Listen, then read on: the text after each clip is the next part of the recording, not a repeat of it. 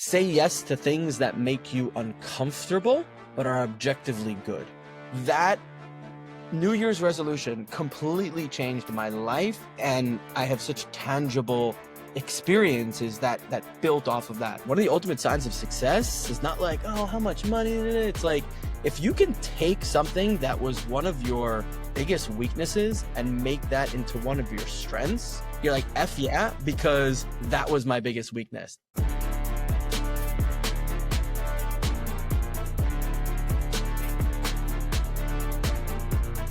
Hey schmoozers, welcome back to the show. I am David Cobby, and you're about to listen to another amazing episode of Schmoozing Time, the only show in the world inspiring proud Jews to leverage their personal brands. Before we dive into this episode, make sure you're following the show on whatever platform you're listening on. That way, you'll never miss another episode. Doing the impossible, or what seems like impossible, always intrigues me.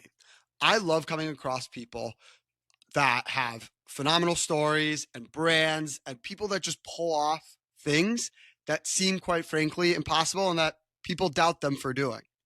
This week's guest is a man who's done many so-called impossible things, as he's achieved so many things that many people doubted him for. Bringing an Israeli hockey game to the United States, check. Start an influencer marketing agency that connects pro-Israel brands with pro-Israel influencers, check. Build a global community of Jewish creators who are proud, loud, and unapologetically authentic online, also check.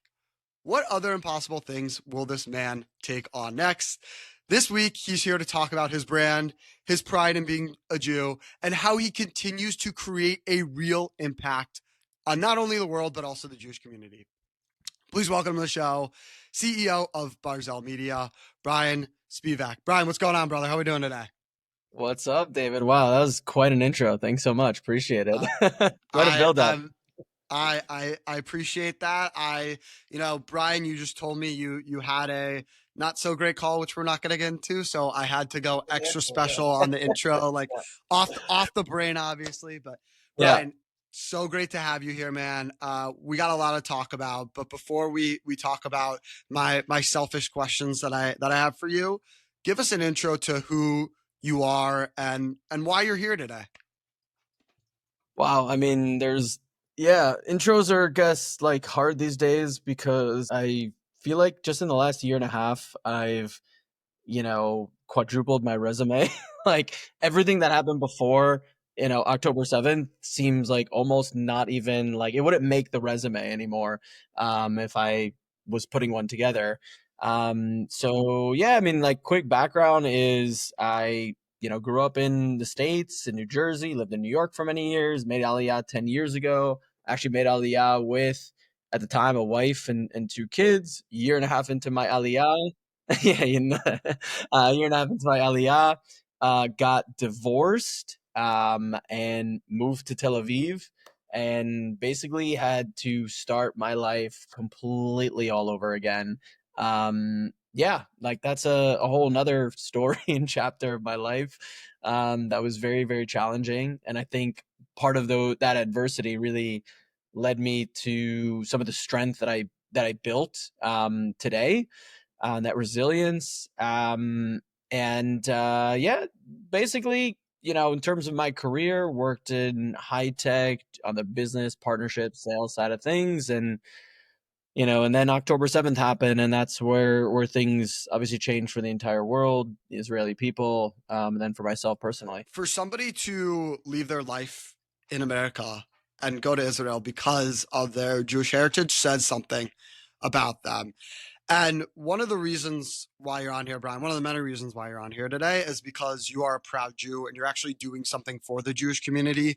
The main problem that you're solving is that there are these pro-Israel influencers. There are pro-Israel brands. And there's definitely, you're trying to connect them. That's part of it. But then also there's this element of boycott, right? BDS, which we're, again, not going to get into. They are not a positive thing. We don't talk about them on this podcast, but BDS is literally trying to boycott both these influencers and brands. And it's like a whole movement, right? So for you, you started obviously Barzel Media after October 7th, and you saw this need of these influencers and brands that were being boycotted. Your mission, right, is to obviously have some sort of what you call an economic iron dome, where you have these influencers and brands connect and people support these influencers and brands. So do you this is going to seem like a very odd question. Do you wish that you had to go so far out of your way to start a company to help these pro-Israel influencers and pro-Israel brands connect? Or do you wish that there was no need for a guy like you, because either they wouldn't be being boycotted, or they would or these brands and influencers would naturally connect on their um yeah, I guess there's also like yeah, it's a tough question. um I usually don't like to dwell on, hypotheticals of like, well, what happens if this wouldn't have happened? And, like, I guess taking things back to my divorce, um, it was very easy for me to, you know, sit at home and just dwell on, oh, what could have been if I only did this. Now, I think it's really important to reflect on what happened, maybe, things that we could work on as individual human beings. I think that's really important. Reflection is better than dwelling on something, or getting sad about something that's in the past. And so I generally don't like to think of hypotheticals in the past. Maybe hypotheticals of in the future, because that means you're planning well. I think it's really important for us to respond in the present tense, like, and prepare ourselves to respond in the future, so that if something does happen, we're prepared. So, and that's kind of really the essence of Barzel Media now, is because it started out as one thing, but I know it's continuing to evolve into so many other things. And so I still feel that no matter what, like, people would always ask me, oh yeah, but this anti-Semitism thing, it's going to die down. And I'm like, what proof do you have of that? Like, no. And also, even if it does, it's gonna come back. And we need to have an infrastructure, an agency, a system in place to ensure that our creators, professionals, whatever industry that they're in, that they have the protection that they need. Even if anti-Semitism was completely gone and people that hate us were completely wiped off the earth, which we know is not going to happen, it's still good to have the support for the Jewish community. And also, like why would it be bad for, and we talk a lot about personal branding on this podcast, like, why is it so bad that to have an influencer who's pro-Israel and a brand who is pro-Israel connect and have them work together in a partnership and branding? And influencer marketing is obviously a huge thing today, which we can get into in a second. But before we get into that, I want to go back for a second, and talk about growing up in America. And one of the things that you love is hockey, and that's not like a typical sport that your Jewish mother lets you play or Jewish mother lets you watch, right? Like, when I was growing up, even in Minnesota, right, I had an ice rink in my backyard, and didn't love hockey growing up, but I played it in my backyard whenever I could. But competitively, it's still a very dangerous anti-Jewish mother sport. So how did you fall in love with hockey? Wow. First of all, you're definitely striking a chord, because on the whole mother side of things, yeah, there's a story there about, my parents not wanting me to play. Yeah, I guess the funny story is, there's like a couple interesting beginning parts of my hockey story that are just like funny, I guess. Because I'm a righty in hockey, but I'm a lefty in everything else. B, I play with a massive stick, and always have. Like, I never owned a junior stick. Like, and so, like, the story, I mean, and then, like, there's always like, well, how did that happen? It's actually very simple. The first stick I picked up was righty and was a senior stick. I even remember the brand. No, the brand, my first stick that I bought. So it's also the first stick I picked up was a senior stick. And then there was a sporting goods store in Englewood, New Jersey, where I grew up. I think it was called Englewood Sports, and it was closing down. They were going out of business. Yeah, none of those like small mom and pop like sports stores exist anymore. But back then, they were kind of like just teetering out. And I went in and looking for a hockey stick with my mom, and there was one stick left. It was a senior stick. So I got it. And I remember the brand. It was called Canadian. The brand was called Canadian. Yeah, I don't even know what that is. Interesting. But yeah. So I always play, like I've always just played with like a much bigger stick. I'm always adding butts, like an extension to my stick. But just like fell in love with it and was just a very natural. I would play in my basement and I would play goalie a lot. Like I always had really good reflexes, so I love playing goalie. And inevitably, like I think every kid who played hockey in their basement, there was like a bunch of holes in the wall from playing. So yeah, we had a couple of holes, and then they'd get fixed, and then a couple weeks later they would break again. Yeah, so that's kind of like how it got started. But in the New York, New Jersey area, like, so I went to like a yeshiva high school and day school. Before that, in yeshiva high school, they play foot hockey, and it's quite popular Mm-hmm. in the tri-state area. And so got to high school and was playing foot hockey. And actually, sorry, before high school, forgot about this part. Before high school, I just was always playing hockey in my basement, and then started to play roller hockey outside on my street. It was actually amazing. There was like one Purim I remember where a hockey game just broke out on my street right in front of my house, and I'm like, "What is going on here?" And I just like went outside, put on my blades, and started playing. And like that was a thing for like a few years, just either in my out in front of my street or down the street. We would play roller hockey, and so I said to my parents, like, I really want to play ice hockey. I have to play ice hockey. Like, I have it. Like, I need to. And like, no, it's too dangerous, blah, blah, blah. In the end, they allowed me to play one season. I was probably in 6th or 7th grade.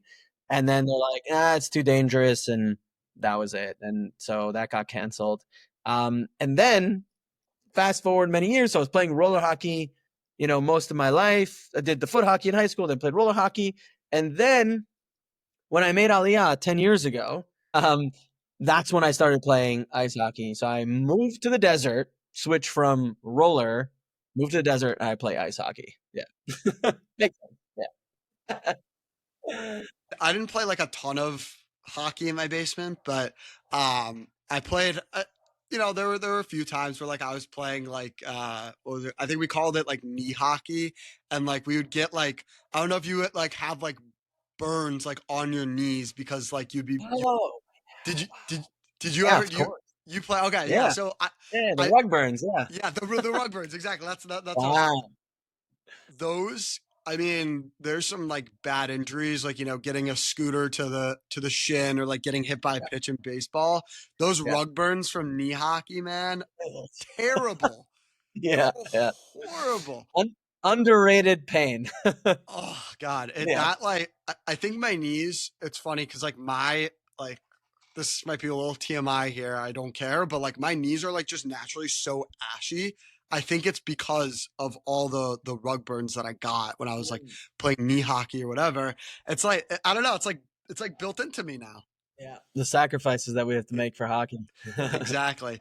So on the topic of sacrifices, bringing a hockey game to America from Israel is literally impossible, right? If you told me 2 years ago, 3 years ago, wherever, like you want to bring these two professional Israeli hockey teams to America, have them play at UBS Arena, I would have said, you're absolutely nuts. Like, there's no way that's happening.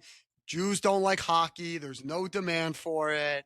So, as somebody that just pulled this off now, I guess it was like a month ago. Like how did you do it? Yeah. So by the way, I guess by the time this airs, there's going to be a behind the scenes documentary being released. It's like a 30-minute documentary of like, everything like building up to the game, etc. It's not going to give you this kind of insight, but although we are launching a behind the scenes like member access only to, getting more even deeper behind the scenes into the league and Israeli hockey in Israel. But I definitely can't take. I shouldn't take most of the credit at all. And actually from the idea side, it definitely was not me at all. The crazy person is a guy named Tal, who's one of the commissioners of the league, and he had this crazy idea with one of the team owners that let's bring the game to America. We had been in discussion regarding some partnerships here and there in the past with the IEHL and Barzel Media. Nothing ever came to fruition. So when he called me up and he's like, everyone's already pitched me an idea, and he called me up and he said, Brian, I hope you're sitting down for this one because I'm about to blow your effing mind. And when he told me that, I'm like, Tal, you're crazy, but I love it. Like, it's like, I'm like, what? Like, what? Like an NHL arena? Are you mad? Like, what?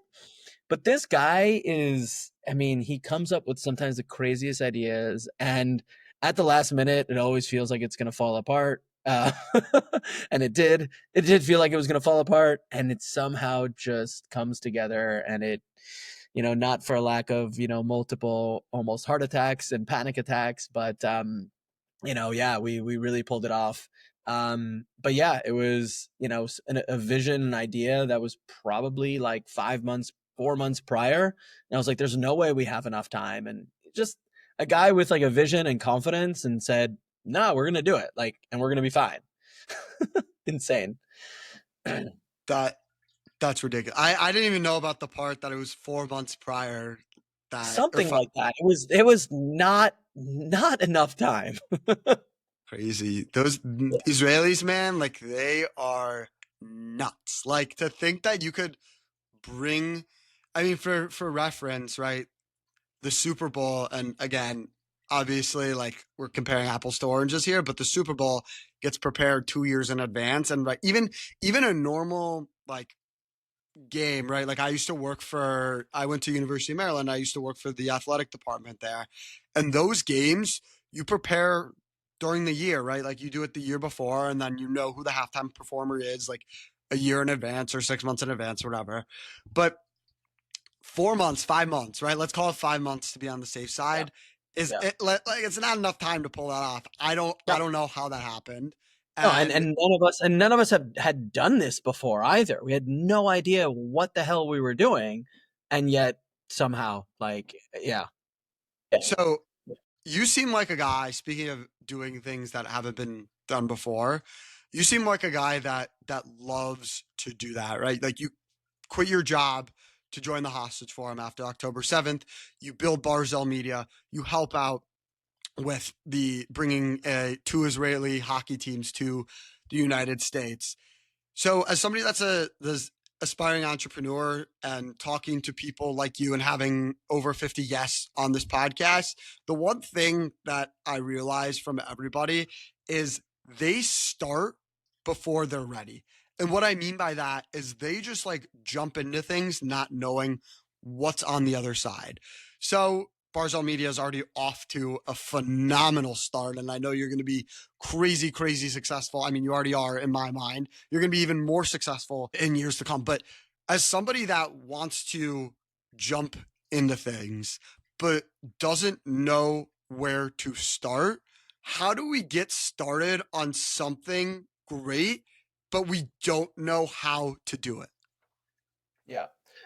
It's a great question. And I have, I think, really good answers that I'm like reflecting back on, like, how did I get here? Like, how was I able to make these types of decisions? And like reflecting back on what built up in the prior years to come, I think it's quite clear. So there's like one main thing that I did in my life, and I'll tease that and we'll get to that soon. But part of it is investing in personal and professional development.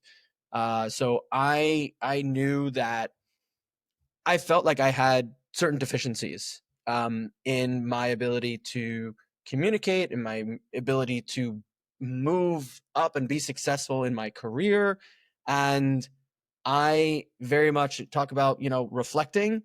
I would always reflect. I'm like, this is something that I'm not good at and I don't like it. How can I fix it? And I would directly address the problem in my head. And so I said, all right, I need to work on figuring out better ways to communicate. And so I listened to tons of podcasts and watched tons of YouTube on just like effective communication, emotional intelligence, awareness, tons of these things. And so that was one aspect, and reading certain books on this stuff. One book I recommend that is everything all in one is this book called Tools of Titans by Tim Ferriss. Highly recommend that. It's just and it's a book that you'll never lend out, because it's a book that you could just open up at any time and like read like a little snippet and you're just like off to the races. So that's one aspect. The other thing is I started doing improv, which is incredible. So I was taking improv classes. So you're learning how to not get inside your head, not overthink things, and just put yourself out there, go forward, and but to do active listening. So you have to be, and one of the components of improv is your job is to make them look amazing, not to think about yourself. So your goal is to hand them everything on a silver platter, to make them look good, to validate them. So it's all about your partner. And in return, they're doing the same thing, because that's the principle of improv. And so when there's that reciprocal understanding of that, you're in it together, but you're always looking out for your partner first, it's a beautiful thing coming together. So that's number two. The third one, which I really attribute so much of my, growth, is I would say 5-6 years ago on Rosh Hashanah, so the Jewish New Year, I came up with a New Year's resolution, which was say yes to things that make you uncomfortable but are objectively good. So anytime you're faced with a question, or somebody asks you to do something, or even in your head, you're asking yourself, should I do this thing? Well, am I uncomfortable doing it? Then yes, the answer is yes. Of course, if it's something that's bad for you, don't do it, right? And I always, well, how do you know, whatever, the benchmark that I always use is, would your mom be proud? Would your mom be happy that you did this thing? Right? That's my benchmark, speaking of Jewish moms. That New Year's resolution completely changed my life, and I have such tangible experiences that built off of that. So number one was I announced it. So I held myself accountable. I told people that this was my New Year's resolution. So anytime they asked me, I had to say yes.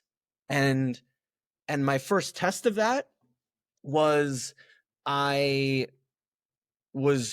my company at the time, I was working at a video animation software company, and we were heading to Vegas for a conference, and my marketing team said to me, we have a speaking slot and we'd like you to speak. Are you cool with that? And I said, yeah, no problem. And in my head, I was like, what, are you crazy? Like, no, like that's going to totally just throw you off and you're not going to be ready for it. You're like, I hated public speaking, hated public speaking. And I just said yes. And it, long story short, ended up being, it ended up going really well. I also came up with my own, I had the marketing team actually wrote something for me, and I'm like, no, this needs to be authentic. This needs to be my own. I ripped it up and started from scratch. And now, fast forward to today, I love public speaking. I really enjoy it.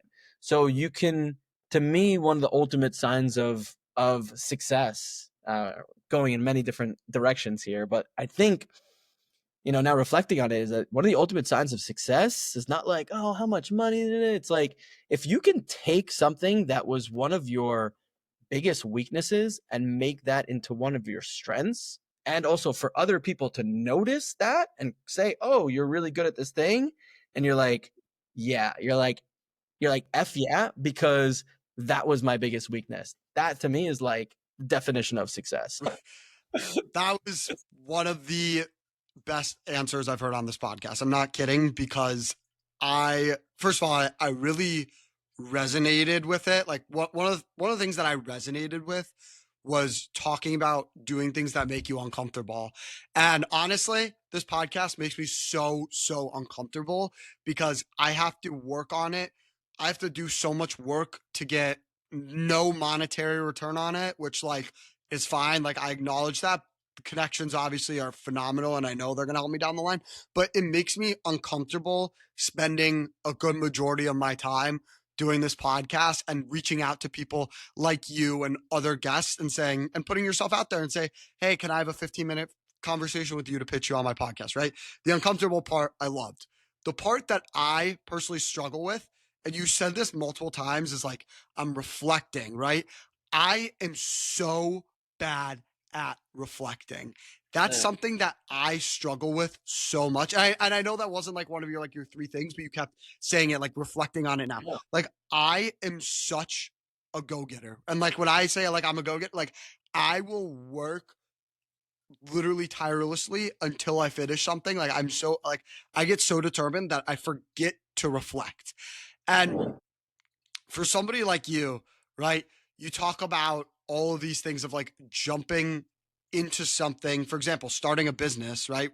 Where as an entrepreneur, and I don't know this firsthand, I know this secondhand from my guest, you don't really have time to reflect on things. And even somebody who's so wound up in personal development and trying to become better, right? Reflecting is something that I feel like often gets thrown out the window. So my question to you is, how do you build in, or maybe you don't build in time, but how do you find the time to reflect on things when you're so busy between Barzel Media and just everything that's going on in your life? That's a good question. And I think what's important to address first is the difference. Everyone's got different personalities too. And so I never felt like I was this go-getter and somebody who could just jump into things that were, uncomfortable for me. I never felt like I had that entrepreneurial spirit. Like seriously, I didn't think of myself as an entrepreneur. And I still struggle with the fact that like, no, I am one, and I'm clearly taking so many entrepreneurial steps and experiences. And there's more to unpack there in terms of why and how that happened. And a lot of it relates to October 7th, but we can talk about that. But I think it's important to realize the difference in personalities. Like if you're a go-getter, then I think maybe I don't know, like maybe you don't need to reflect as much. I think it's always important to have reflection, but I think the way sometimes growth really materializes in some people like myself is through reflection. For you, it's like, no, I just have to go, and I'm so determined that I'm just going to make this thing happen. For me, I'm like, well, why didn't this thing work out? I'm not comfortable with how this went down. How could I have made this better? What could I have done? But also being realistic, like, no, like actually maybe there was nothing that I can do in this situation, but I'll speak to somebody and I'll try and be as objective as possible. I'll almost try and say to myself, I want to be proven that I was wrong. I want someone to tell me, no, Brian, like you messed up. And over the last many years, like it's been that way where someone said, you know what? No, you actually like, you didn't say that correctly. Like I can see why that person reacted the way that they did. And now it's getting to the point where it's rare that that happens because I've reflected so much on those moments where I've been able to really internalize how things went wrong.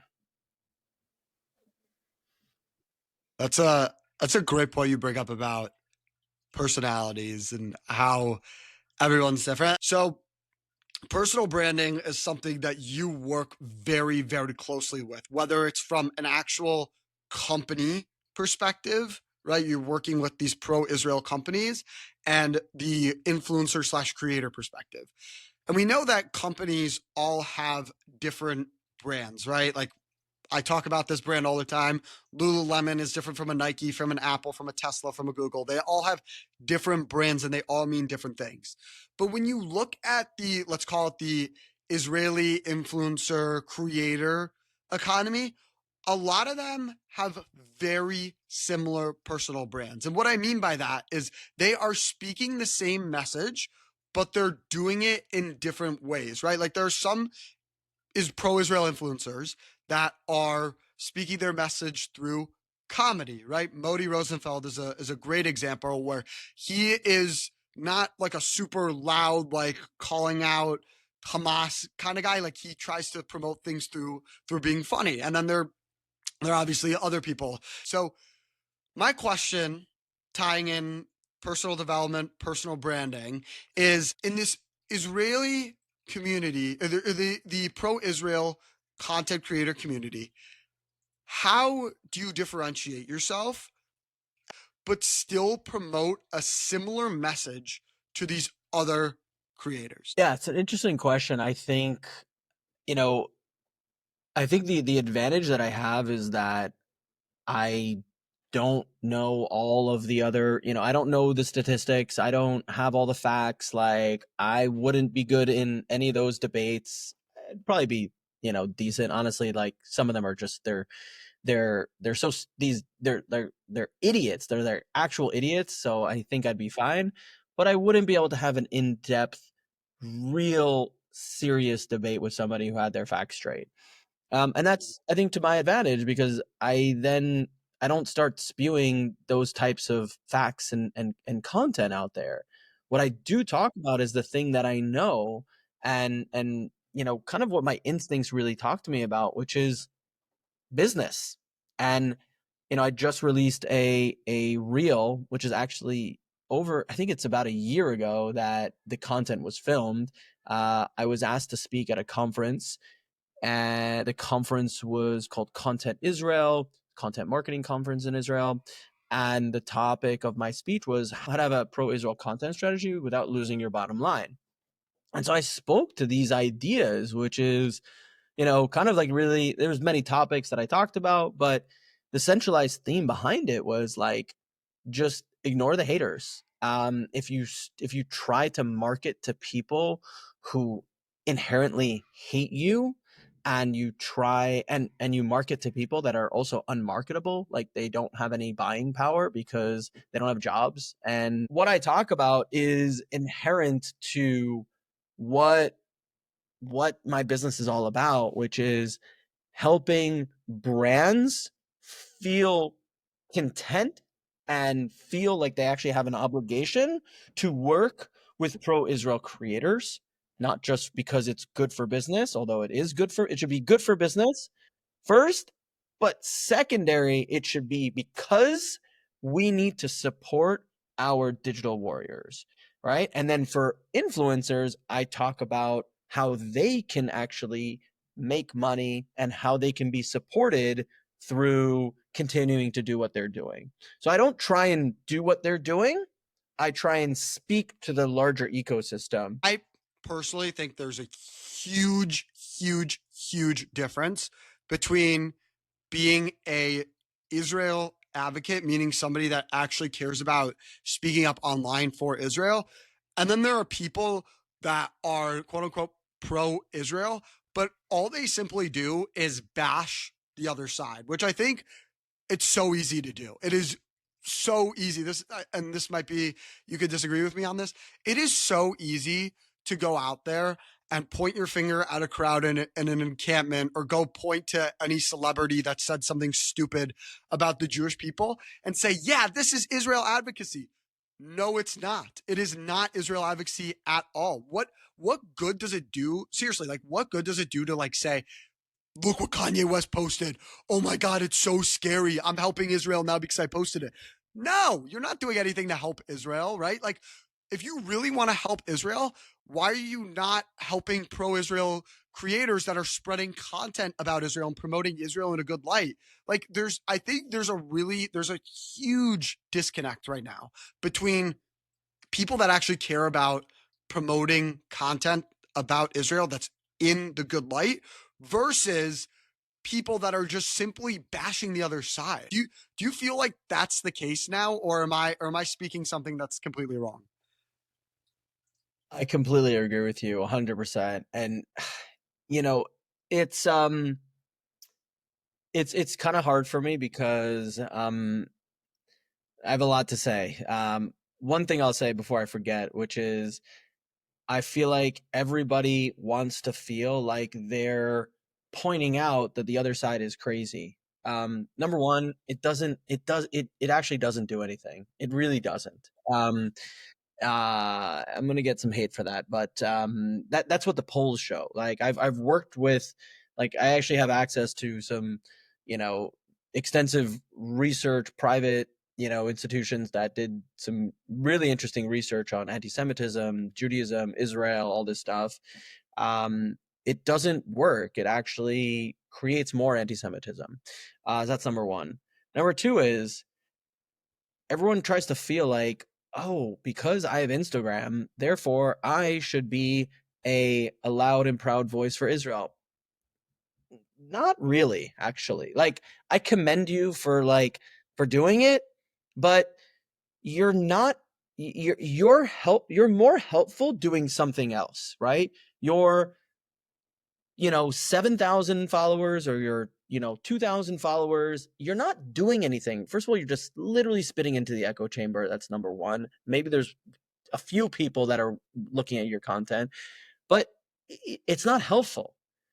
And so what I always say is try and think where you can be most helpful based upon what you're good at. What do you do? What is your thing? What is your industry? And there have been many people who have stepped up into that role. There are creators, there are artists, there's people doing all these types of things. And they're like, I'm going to make this space, I'm going to work with pro-Israel musicians. I'm going to work with pro-Israel artists. I'm going to connect this. I'm going to create this community in my hospital, in my university, in my this. Do those things. Those are extremely valuable. And again, I'm saying this as somebody who supports pro-Israel influencers, right? So you'd expect me to say, no, everybody should raise their hand on Instagram and say that they're a loud and proud Jew. Like, there are other ways. There's an example that comes to mind, which is there's some really successful business people, and I've seen them wanting to be content creators first rather than figure out how they can use their business connections and their business network and their wallet to actually influence how their colleagues can be more successful. And they'd rather get kind of like this personal attention. Hey, I'm an influencer now, right? No, like, be more active behind the scenes and make sure that you're doing everything that you can to support your colleagues rather than just trying to, get some attention. What I like to say is stick to the thing that you know. And even in the content creator space, and there have been some influencers who have gotten some flack for this. I had an interesting conversation with somebody about it recently. They're like, your lane can be like, okay, anti-Semitism and being positively pro-Jewish, but if you're going to get into the history of things, you should really know what you're talking about. And I kind of agree. Like, you don't need to be that I have all the facts and I am this historian and I know my, Israeli history. You don't need to be that person. Be the person that you came online to be with your niche, but be pro-Israel. And what I always say too is that you are more valuable as a creator doing your fitness content, your beauty content. Do that mainly. Do that 80%, 90% of the time. And every once in a while, post about Israel. You are 200 times more effective if you do that. But many people say, no, I'm gonna go full-time pro-Israel. It's actually, it was great at the time, right after October 7th. It's not needed anymore. Unbelievable. Just so everybody can understand this, Brian wants more pro-Israel influencers out there, right? Like, no doubt, it's better for his business, whatever. He is single-handedly saying right now that he doesn't want more business. No, I'm kidding. But he's saying right now that it takes a certain type of person to become a true pro-Israel influencer. And it's not everybody's needed to become a pro-Israel influencer, right? Like, yes, I get it. We have such easy access to Instagram and everybody knows how to make a reel. CapCut is the easiest thing in the world. Like, anybody can go out there and spit facts about Israel, whatever. But it's not needed, right? And you're hearing this from a guy who worked with pro-Israel influencers and people that dedicate their lives to supporting Israel and making videos and all this stuff. So I think if there's one major takeaway from this episode, and Brian ended with this, is like, find your niche, right? We talk about personal branding a lot on these 50 plus episodes. Finding your niche is the most important thing. Like, who do you want to speak to?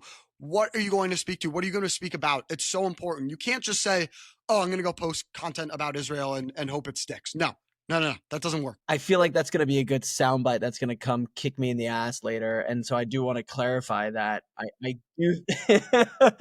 So I want to go on the record and just like kind of straighten that out a little bit. Like I do value everyone that's done it. And I think that there's, there is significant value, but it shouldn't be everyone's first initial instinct, which I think is because everybody has a phone on them. You have literally the ability to be an influencer at the snap of your fingers. You can get lucky. And by the way, a lot of these people got lucky. They created something and it just went viral.